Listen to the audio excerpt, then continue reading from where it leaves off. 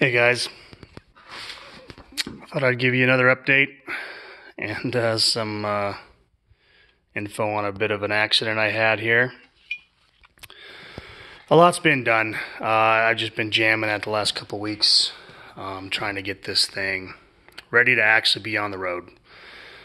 And I was doing pretty good. I got the controls all figured out, kind of. I still have some changes I want to make, but this is my pedal assembly. There's a bit of glare off the floor there. But I made this so that it can be totally removed. I didn't like the way it attached to the frame. So if I change this out, I take out a couple of bolts and I can redo the whole thing with a whole new assembly. Also keeps everything up above the floor. I wanted this caliper above the floor so it was a little protected. And it works pretty good.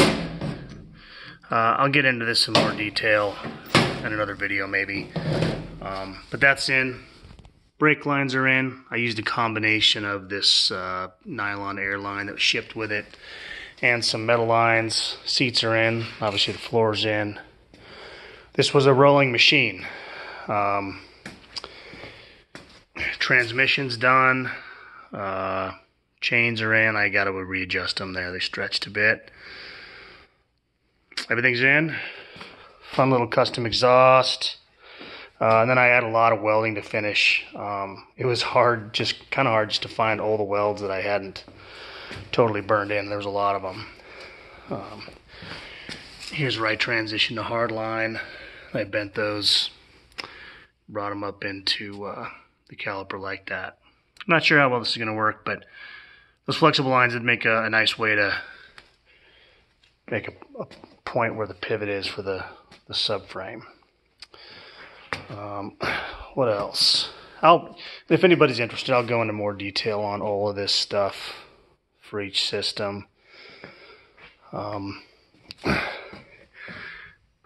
Shifter and a parking brake. The parking brake is just mounted. I don't have a cable or anything for that yet. I'm not quite sure how I'm going to do it yet, but that stuff's in. I was going to paint the whole thing, but I don't think I have enough paint, and I was trying to spray with this hammered finish, and it's cold, so I had to do it indoors, and I was killing myself with fumes. So the primer went down fast and quick, so I just primered what I could, and I had to use about 3 different primers because I was running out of that too. I did get the rear subframe painted, and I do like the finish. I don't know how good we can see it here, but I think it's perfect, the perfect paint for covering up some poor welding like mine, and it's a nice clean look for a project like this. So I'll probably continue to do that, but I think there's more stuff to weld anyways, and I'm gonna tear it apart next spring, summer sometime, and blast it, and then put a nice paint job on it. But here's a tragic thing that happened. I got all this all put together, made some adjustments, and then went out for my second, like literally 90-second test ride. It was dark and it was cold, and my house is on a steep hill. There's a bit of an embankment coming off my driveway that drops about, I don't know, 15 feet at about a 45-degree slope. And everything was working good. My steering was working good, which is what I was adjusting along with getting my chains right. And all of a sudden I lost steering about 10 feet from my garage coming back to the house. No response from the steering wheel. I did hear a bit of a pop. Tires went right. I went straight down the hill. I've literally got about 300 feet of drive time on this thing. And I go down this hill and I hang on. Oh yeah, the other fun thing that happened was my brakes were not working quite the way I needed them to work. And it was icy, so I'm not sure if it was that or if I just couldn't stop. I had about 5 seconds to make a decision when this all went down. So anyways, it pounded down at the bottom. There's a lot of rocks on this too. And then it went off another embankment on there's a little access road down there that I run over that too. Luckily, this thing stayed rubber down. Otherwise, it could have been a really bad night. It would have been a hospital visit. So I feel really stupid. And what ended up happening, I was messing with the steering, and I forgot to put this little bolt right here back in. And literally, the steering shaft just came off the splines of the steering rack. So I can't stress enough, folks, don't get in too big of a hurry. Be smarter than me. Don't get yourselves hurt. If it wasn't for that, I would have driven it into the garage and it would have been fine, but now it's making me go through every system and make sure it's rock solid, especially the steering and the brakes, because I'm not going to put my kids in this until I'm sure of that. So what was the damage? Well, I hit pretty hard at the bottom, or a rock or something, and it bent up this A-arm. This bit here was bent. It was up, I don't know, half an inch, maybe more. It was out about up here. There's a nice crease right here. You can see where it popped the paint off. So I just tried to reverse, it happened that way because the shock put all the pressure here up to this frame. Side note, the good news is this frame seems to have held together real well. So no tweaking or bending there. Everything still seems to be straight. But it sure beat up this A-arm. I was able to use the BFH.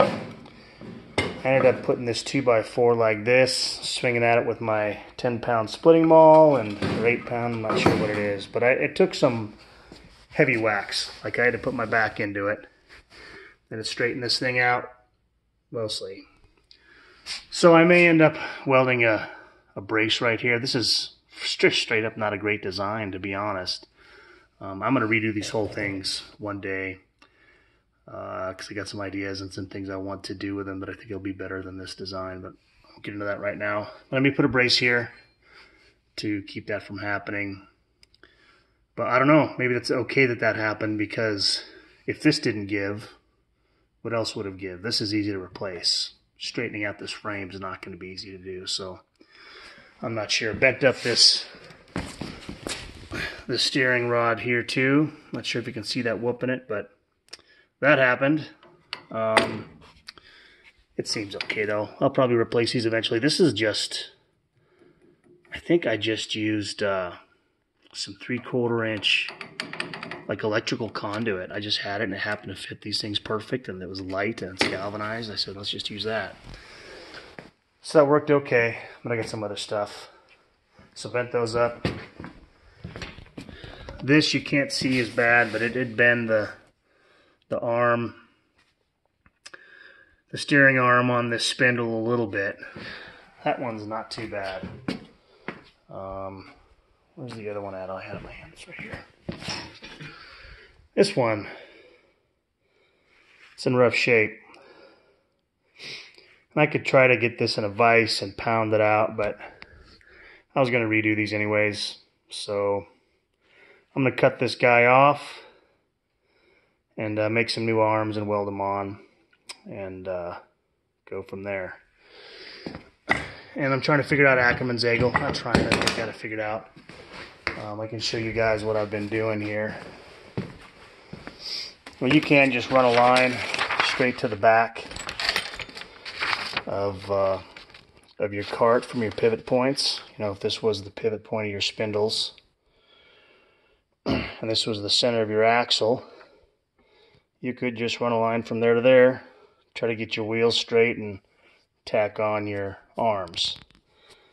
This is the best way, I don't know, but this is the simplest way to get this pretty close, and for me it's going to be close enough. I did the math. I measured my axle to the pivot points of my spindles, and then the different distance between the spindles. I ended up with 40.5 inches up here and 80 inches in length. So you can do some math. There's triangle calculators. You can solve for what this would be, 20 1/4 by 81. This ends up 75.96 degrees. I'm going to put holes at 2.5, 3, and 3.5 inches so I can have some options with where I put that steering rod. And you can use the math as long as you solve for this angle, which you can do online. And you know what this length's going to be. I'm just going to solve for 3, then go either side of it. I'm going to get the distance I need right here, and then I'll just be able to work with the spindle on the welding table. Get the angle I need based on what this height needs to be, and that should do it for me. That's how I did it before, and it kind of worked out. So that's the next thing. I'm hoping to get these on today so we can do some more test riding this weekend, and if I feel good about it, maybe let the kids play on it on flat ground. So we'll see how it goes. We'll see you.